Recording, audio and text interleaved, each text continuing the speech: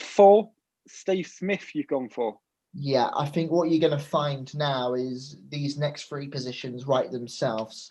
Um, but yeah, it has to be Steve Smith. On his day, still technically the most mesmerising batsman the modern game has probably seen in the 21st century at least.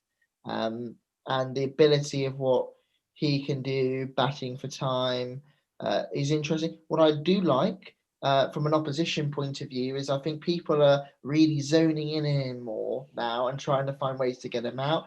I think I'm a little bit worried about his leg stump region now, where India have been quite successful in the last series. But look, given the way that man can just really hunker down and bat for hours on end, I'm not necessarily worried about that. I think he is the best batsman in the world on his day right now.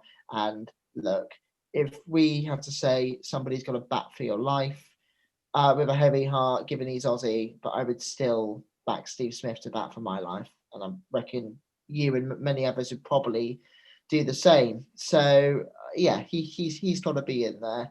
And number four gives him a bit more leniency. Imagine having Smith come in when you're 2 wickets down, an early collapse. Mm. That is just going to be so stabilising for a side. So yeah, see. Yeah, I completely agree, and I don't think I'm going to be able to change your mind, and I don't want to change your mind on this. However, it wouldn't be fun if I was just going to give you Steve Smith so easily. Sure. Now, I know you, George. I know if there's one person I could get you to consider more than Steve Smith after 45 of 33 balls today, including three fours and one six. What great BBL form. I know it's not Test cricket. I know maybe he needs that one more chance. Who doesn't need 17 chances at Test cricket? James Vince. What would you think of that? Ben, you know the way to my heart, don't you? Um, Look, I'll say a quick thing about Vincey. I think Vincey could still do it on his day, and this probably makes me redundant as a reputable pundit by saying that. But look, Vincey would look like Steve Smith, but he wouldn't look like Steve Smith for 9 hours. He'd look like Steve Smith for about 9 balls, and then he'd chop it behind square. So unfortunately, as much as I love Vincey, I think my place as a pundit at the Cricket Diaries, I'd be hounded out if I said him. So unfortunately, I'll make it up to Vincey by saying it's a very close run thing, but I have to err on Smith. But next year, when Vincey gets back and wins the Ashes for us at the SCG, he'll be captain of that team and then some. I thought I had you then. Thought I had you for a second. So nearly. And number five, you've gone for your captain. Who was that? Right now, look, I've just waxed lyrical about Steve Smith, but right now, the batsman who for many years, but right now, looking at him over Christmas, I've watched some of the New Zealand series. He still impresses me the most with his stroke play, the way he can construct an innings, and that is Kane Williamson. Has to be at number five. What a place for a player of his caliber to come in. Number five for me is a connecting role. He's that connector between the top, middle order, and the tail. He really is the beating heart of an innings, and can be. And he's so versatile. He could play so many different types of innings. He could add on and push you over 300 if needed. He could reconstruct an innings if you had a collapse and you're on about 100. There's so many different situations I think this man can come into. And where he's doing it mostly, the part of his runs mostly, he's doing it on very green topped pitches, like you've alluded to, that we've seen in New Zealand over the last few years. I think that double century that he got in the first game, I think it was down in Wellington against the West Indies at the start of December, was really, it was as green. I mean, if you had told me that your background, Ben, there with the grass behind the Cricket Diaries logo was the pitch at Wellington, I would not bat an eyelid. It looks like that, just a little bit more, lawned off. So really, he's a man who's there, who's done it all, really. And also as a captain, he's a leader. He carries himself with humility. And when he's been captain, he shows that captaincy doesn't affect his performance. He's been player of the tournament, the World Cup. I know it's an ODI form tournament, but he's been there. He's seen it all. He's a great bloke. So I think he'd be a perfect captain.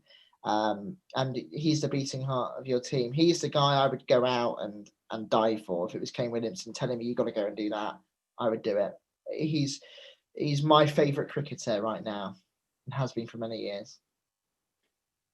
Yeah, I completely agree. I can't even put a James Vinks in here again, because Kane Williamson, I think he's the best. He's the equivalent of Owen Morgan in the Test form.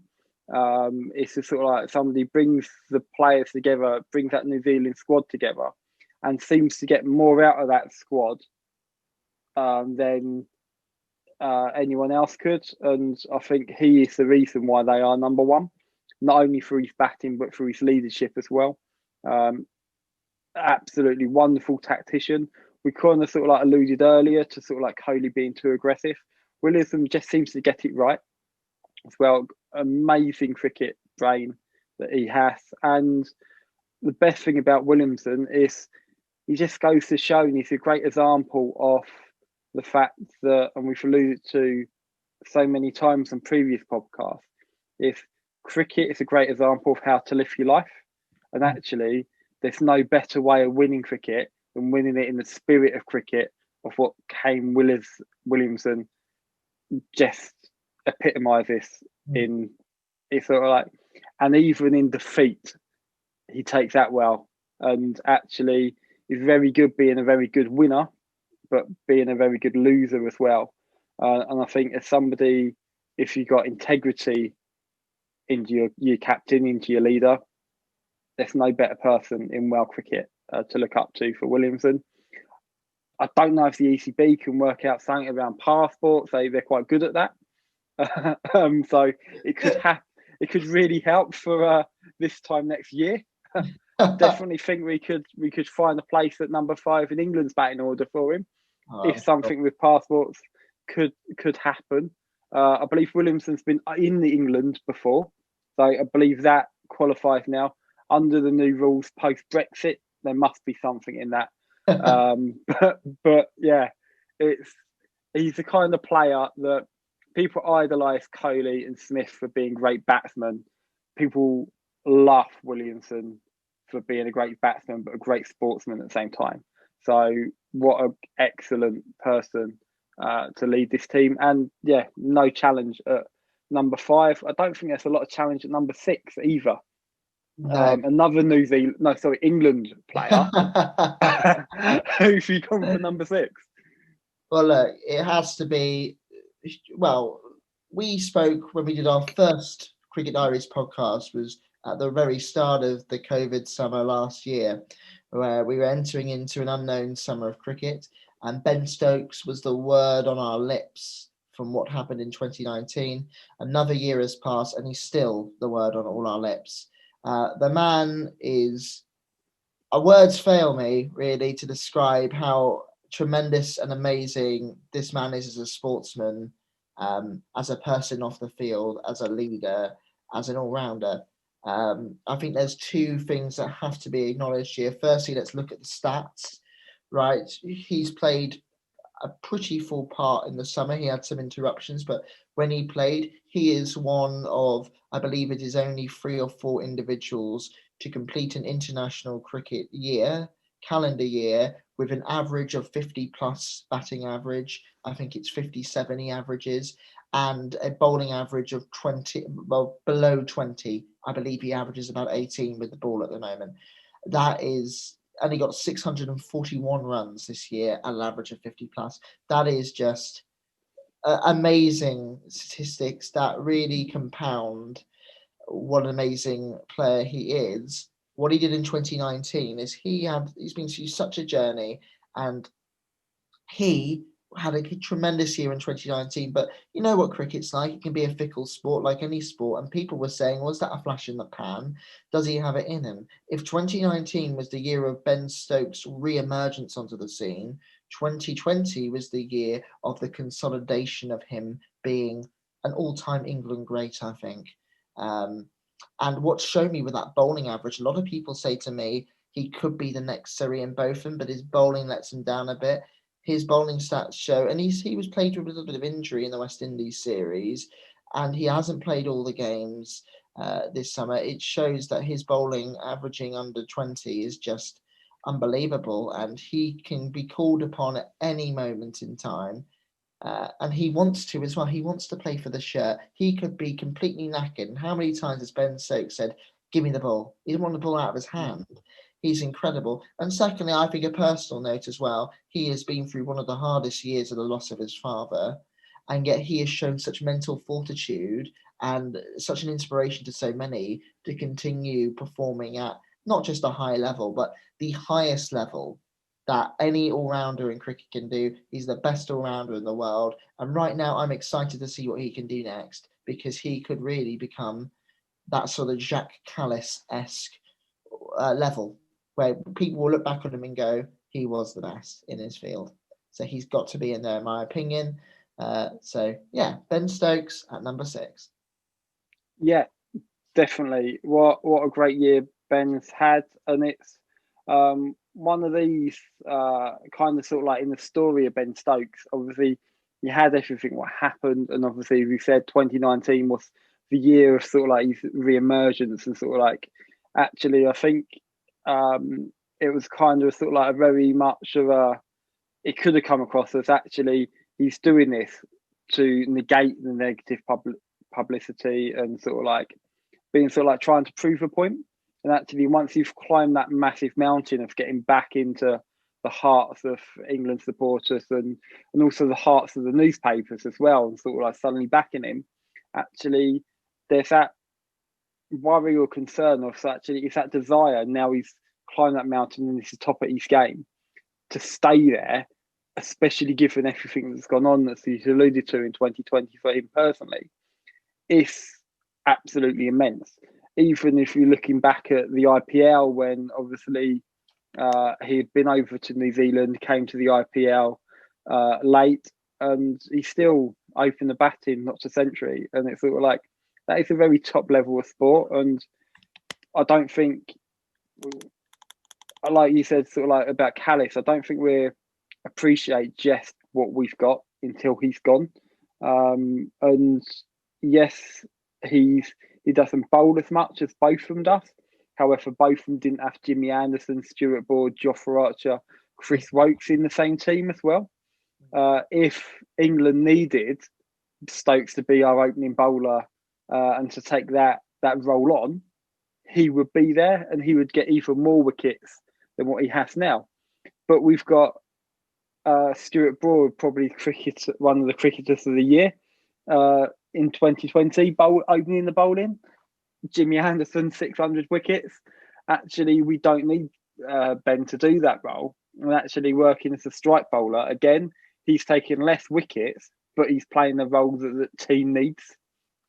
So again, it just sort of like epitomises the player and the mindset he's got. I think, talk about cricket brains, having Williamson and Stokes in that same team is, you've just got, it would be a superb to watch them bat together.